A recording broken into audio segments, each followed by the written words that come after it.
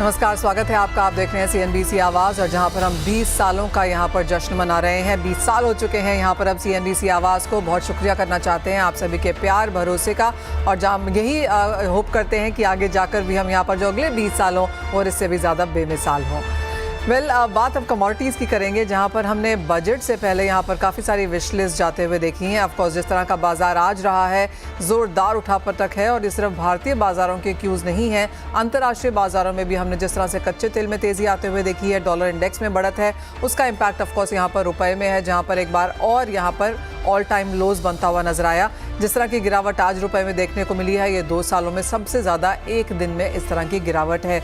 लेकिन किस तरह से ये ट्रेंड्स देखे जाएं और कैसे आगे बिजनेसेस अपने आप को देखते हैं इस माहौल में, हमारे साथ उस पर बात करने के लिए भोज मसाले के को फाउंडर राजेश भोजवानी हैं। राजेश जी नमस्कार, शुक्रिया साथ देने के लिए। सबसे पहले तो यही ग्लोबल क्यूज समझना चाहेंगे। रुपए में गिरावट है, अंतर्राष्ट्रीय बाजारों में जिस तरह की हलचल है, ट्रंप आने वाले हैं नए प्रेसिडेंट के तौर पर, उससे और पॉलिसी शायद चेंज होती हुई नजर आएंगी।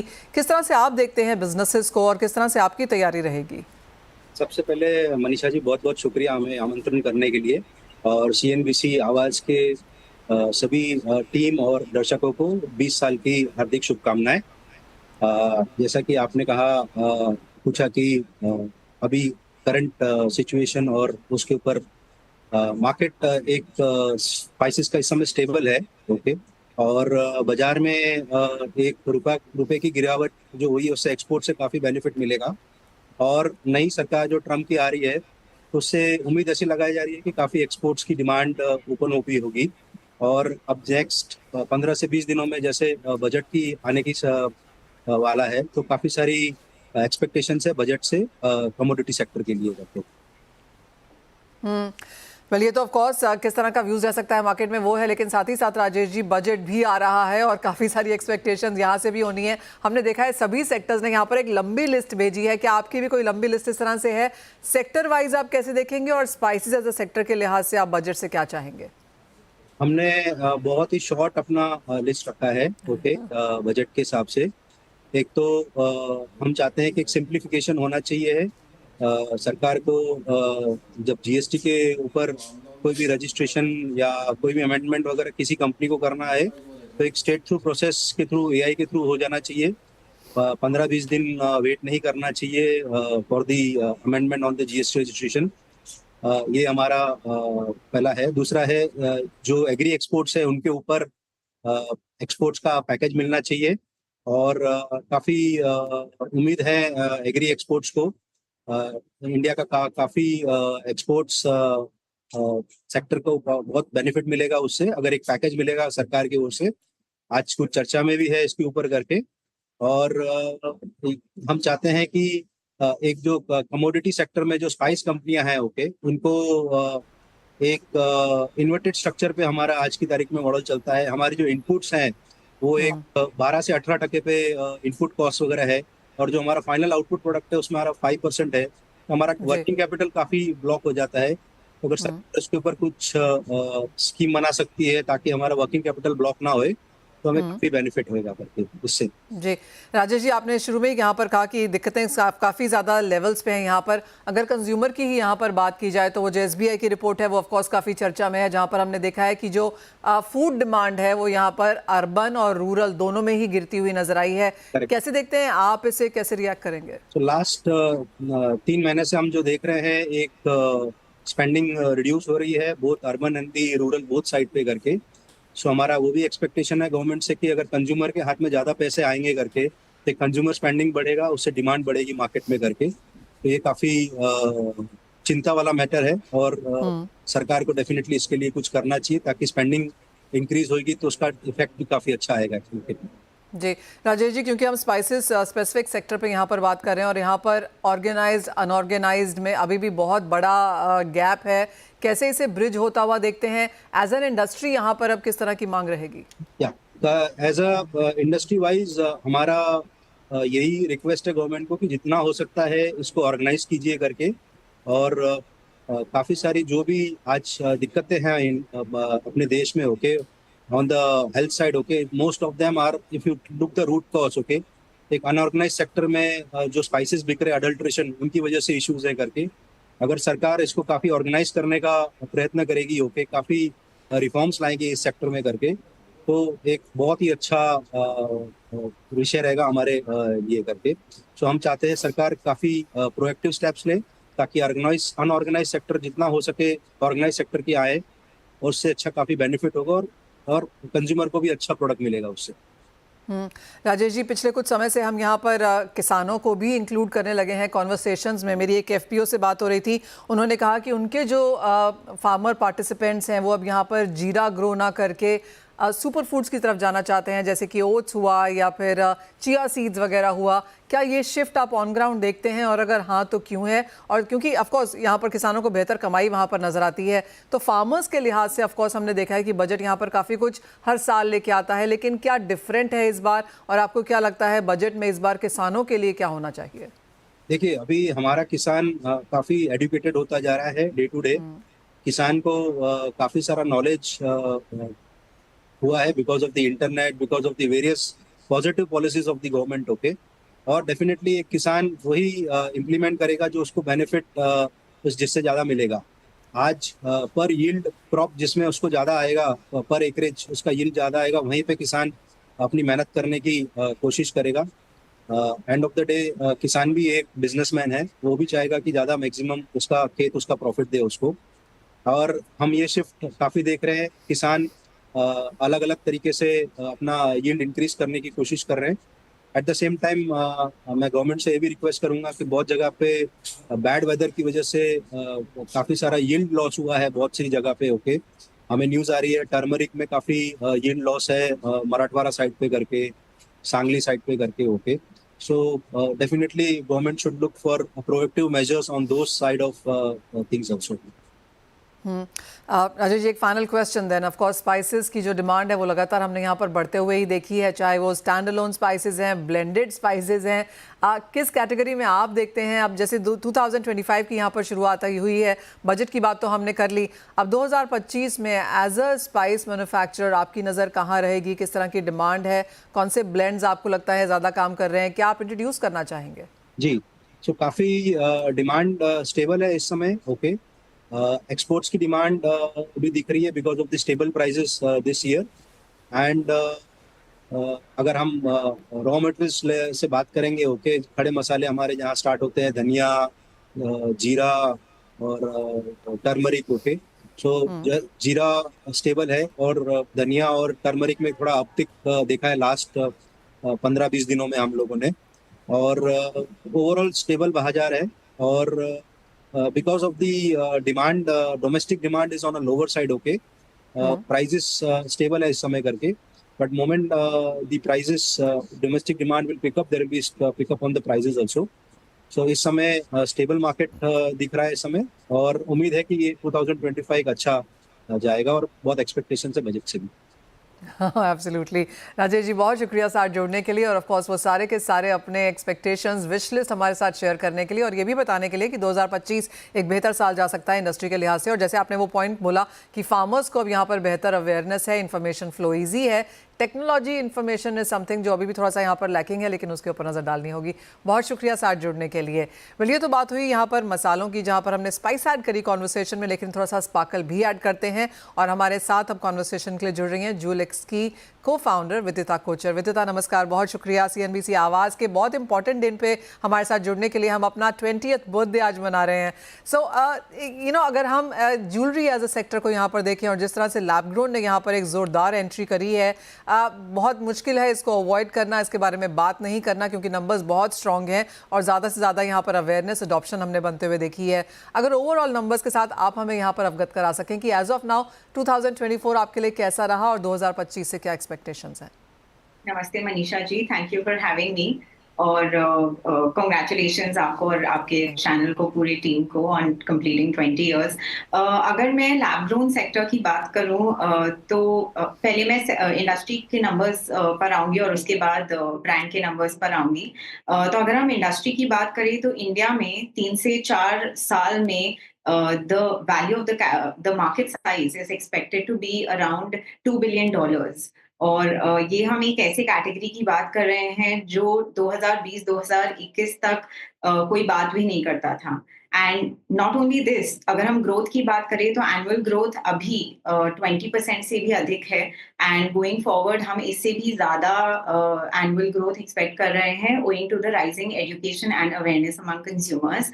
अगर हम अपना as as a brand jewel box का बात करें तो हम 2.5 साल पहले स्टार्ट किए थे एक स्टोर के साथ कलकत्ता में, एंड अभी हम 5 सिटीज और 7 स्टोर्स का नंबर हिट कर रखे हैं। Talking about numbers, I think revenue wise हमने एक सब्सटैंशियल राइज देखा है, again owing to the rising acceptance of consumers towards lab grown diamonds and lab grown diamond jewellery. And इस साल का अगर टारगेट का बात करें तो हम एक्सपेक्ट कर रहे हैं कि इस साल हम एटलीस्ट 24 से 25 और स्टोर्स लेके आएंगे। राइट, वो बहुत बढ़िया नंबर है 2025 की आपकी। आपने कहा आप 2.5 साल से यहाँ पर लैब ग्रोन्स में काम कर रही हैं। Vidita, would be interesting to know कि what led you to lab growns, और ऑफ कोर्स ये माना जाता है कि मिलेनियल्स का मार्केट है, ये ज़्यादा सेल्फ परचेज यहाँ पर अच्छा खासा है, सस्टेनेबिलिटी, अफोर्डेबिलिटी, क्रिएटिविटी, डिज़ाइंस, काफ़ी सारे फैक्टर्स हैं जो लैब ग्रोन को सपोर्ट करते हैं।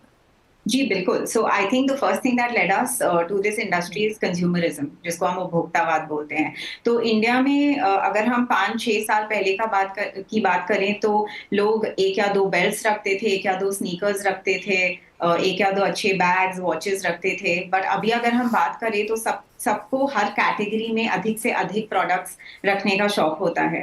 तो consumerism is on the rise in India. लोग आप समझिए, लोग जो ज्वेलरी पहले साल में एक बार खरीदते थे कोई स्पेशल ओकेजन पे, दिवाली पे या बर्थडे एनिवर्सरी पे, वो अब ज्यादा से ज्यादा एक्सेसरीज और ज्वेलरी स्टॉक करना चाहते हैं। And this is now possible क्योंकि लैब ग्रोन डायमंड ज्वेलरी ने इस पूरे फाइन ज्वेलरी कैटेगरी को बहुत ही अफोर्डेबल बना दिया है। So the first thing of course is consumerism. दूसरा, अगर यंगर जनरेशन की बात करें हम, तो उन्हें sustainability and eco friendly products, उनके लिए ये सब सिर्फ टर्म्स नहीं है, these are actually values that they stand by and that they appreciate. So for the rising love for eco-friendly luxury and affordable luxury, इसके लिए भी हमें लगा कि ये सेगमेंट इंडिया में बहुत अच्छा करेगा। एंड एस्पिरेशंस की बात करें अगर, तो हम सब सुन चुके हैं diamonds are a girl's best friend, right? सबको डायमंड्स खरीदने की और पहनने की बहुत इच्छा रहती है। नाउ इंडिया में सिर्फ 4 से 5% लोग एक्चुअली डायमंड ज्वेलरी ओन करते हैं, जो बहुत ही अबिस्मल नंबर है। पर क्योंकि अब lab grown diamond jewellery fine jewellery को और अफोर्डेबल बना देगा, इसलिए हम ये एक्सपेक्ट कर रहे हैं कि एक पूरा नया मार्केट खुल जाएगा जिसके थ्रू ज्यादा से ज्यादा लोग अब फाइन डायमंड ज्वेलरी खरीद पाएंगे। विदिता, एक फाइनल क्वेश्चन देना, और एक चीज़ जो हर बायर यहाँ पर देखना चाहता है कि जिस तरह से सर्टिफिकेशन लैब ग्रोन की नेचुरल्स के जैसे ही होती है, तो एक वैल्यू ढूंढने की लोग यहाँ पर कोशिश करते हैं। जिस तरह का प्राइस डिक्लाइन हमने यहाँ पर आता हुआ देखा है, क्या वो स्टेबलाइज हो चुका है? क्या लोग इसमें वैल्यू ढूंढ रहे हैं, सर्टिफिकेशन मानते हैं? जी मनीषा जी, तो सर्टिफिकेशन की बात करूं तो ये लैब ग्रोन डायमंड्स वर्ल्ड के सारे लीडिंग जेमोलॉजिकल लैब्स द्वारा सर्टिफाई होते हैं, and that is a very big step in rendering authenticity to and trust to this whole category. तो IGI GIA जैसे लीडिंग लैब्स इन्हें सर्टिफाई करते हैं। हमारा ब्रांड ज्वेल बॉक्स लोगों को बायबैक और एक्सचेंज जैसे पॉलिसीज भी प्रोवाइड करता है, जिसके कारण कंज्यूमर कॉन्फिडेंस इंस्टिल होता है, और हम उसे we stand true to the policies that we provide. इसके अलावा अगर हम बात करें कंज्यूमर कॉन्फिडेंस की, तो आज भारत सरकार भी इसको बढ़ाने में काफी स्टेप्स ले रहा है। So again, that is something that we are looking forward to. The government participating more and rendering more trust to this industry. Prices की बात करें तो प्राइसेस क्यों गिरे हैं ये समझना बहुत इंपॉर्टेंट है। पहला वजह ये है कि यूएस और चाइना जो वर्ल्ड के लीडिंग मार्केट्स हैं, इनमें रिसेशनरी फोर्सेस देख रहे थे हम पिछले 1-1.5 साल में, और इसकी वजह से डिमांड डाउन हो गया था। अब ऐसे बड़े मार्केट्स में अगर डिमांड डाउन हो जाएगा तो आप समझ सकते हैं कि कुछ प्रेशर होता है इंडस्ट्री में कि प्राइसेस को गिराकर डिमांड को बूस्ट किया जाए। That is one reason. The second reason हमने जो देखा है वो ये है कि कंपटीशन बहुत बढ़ गया है। अब लैब ग्रोन डायमंड्स की एक ग्रोथ स्टोरी बन रही है and it is a very leading and budding sector in India. तो ज्यादा से ज्यादा लोग मैन्युफैक्चरिंग और सप्लाई में घुस रहे हैं। अब क्योंकि ये हुआ इसलिए जो अबनॉर्मल प्रॉफिट्स पहले कुछ मैन्युफैक्चरर्स कमा रहे थे, उन्हें एक प्रेशर फील हुआ to correct the prices. And अब अगर आप देखेंगे पूरे वैल्यू चेन में, आपको दिखेगा कि बहुत हद तक पूरा abnormal profits at every level of the value chain has been eroded. So हम नहीं expect कर रहे हैं कि यहाँ से prices significantly या majorly fall करेंगे। तो वेल ऑफ कोर्स यहाँ पर स्टेबिलिटी हमने मार्केट्स में आते हुए देखी है, अवेयरनेस अच्छी खासी है एंड जैसे विदिता बता रही हैं कि एज ऑफ नाउ वो 7 स्टोर्स पे हैं, लेकिन इस साल के अंत तक 24-25 करने की चाह रखती हैं। तो all the best for that और ऑफ कोर्स आपसे यहाँ पर लगातार बात होती रहेगी। शुक्रिया विदिता हमारे साथ आज यहाँ पर जुड़ने के लिए और ऑफ कोर्स अवेयर करवाने के लिए हमारे दर्शकों को। इसी के साथ एक ब्रेक का भी समय है, जब लौटेंगे तो यहाँ पर बात करेंगे एंजल वन के प्रथमेश माल्या और एसएमसी ग्लोबल सिक्योरिटीज़ की वंदना भारती से। उनसे जानेंगे कि इस मुश्किल टाइम में आप कमोडिटीज़ में ट्रेड कैसे करें।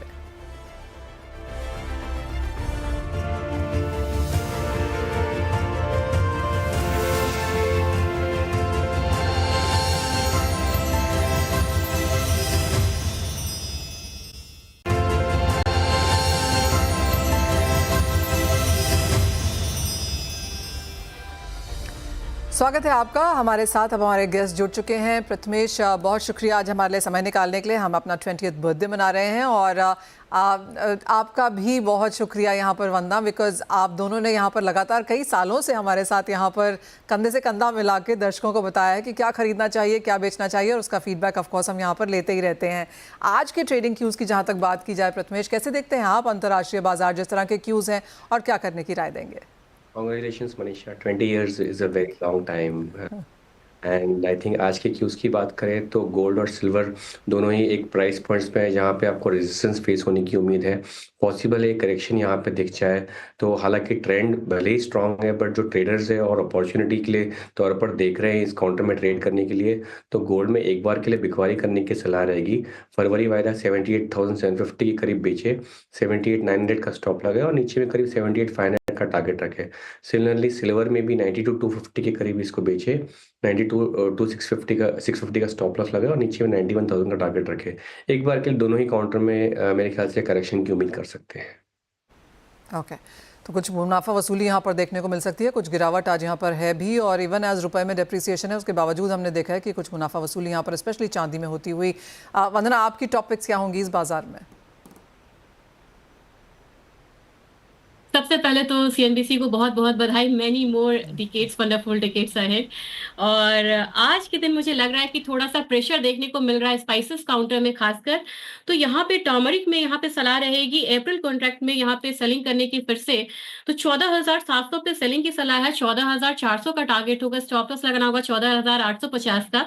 लेकिन दूसरी कमोडिटी यहाँ पे ग्वारसीड है। मुझे लग रहा है ग्वारसीड के अगर हम नेक्स्ट कॉन्ट्रैक्ट में फरवरी कॉन्ट्रैक्ट में कल के दिन 5450 के करीब आता है, वहां पे बाइंग करें तो मुझे लग रहा है कि यहाँ पे ये रैली कंटिन्यू हो सकती है। 5600 टारगेट होगा, स्टॉप लॉस लगाना होगा 5375 और ग्वार काउंटर में मुझे लग रहा है कि डिप पे बाइंग करके चलना चाहिए क्योंकि आने वाला ये महीना भी जो है ये इसके लिए पॉजिटिव हो सकता है।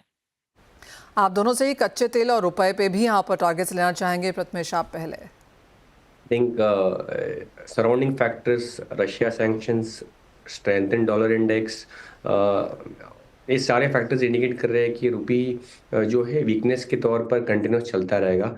नेक्स्ट मूव मेरे ख्याल से और 40 पैसे का है यहाँ से। सो 87 पॉसिबल है टच करने के लिए, बट वहाँ पे थोड़ा सा रेजिस्टेंस फेस होते हुए दिख सकता है।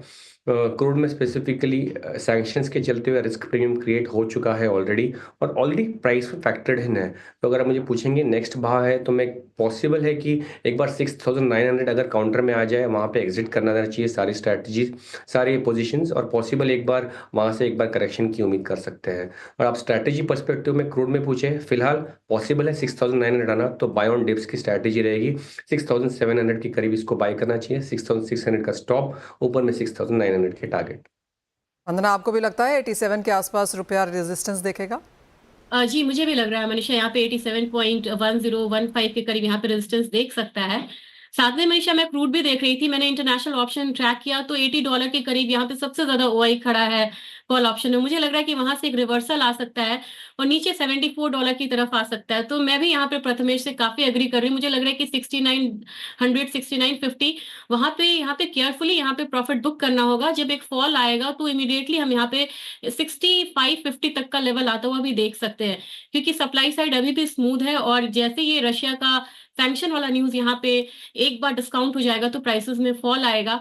और दूसरी चीज की स्टीप बैकवर्डेशन में पूरा जो 29 तक का क्रूड ऑयल का कॉन्ट्रैक्ट है वो ट्रेड हो रहा है, तो यहाँ पे हेल्दी प्रॉफिट बुकिंग यहाँ पे कर लेनी चाहिए क्रूड ऑयल में। ऑलराइट, तो वो टॉप ट्रेडिंग स्ट्रैटेजीज हैं और जो दो मेजर मूवर्स हैं आज के कच्चा तेल और रुपए, उसमें अपनी दोनों एक्सपर्ट्स ने आपको अपनी राय दी ही है, तो उसके हिसाब से अपना कारोबार करें। बहुत शुक्रिया प्रथमेश, वंदना एज ऑलवेज हमारे साथ जुड़ने के लिए और हमारे साथ इतने सालों तक बने भी रहने के लिए। इसी के साथ एक ब्रेक का भी समय है, जब लौटेंगे तो लेकर आएंगे आवाज समाचार।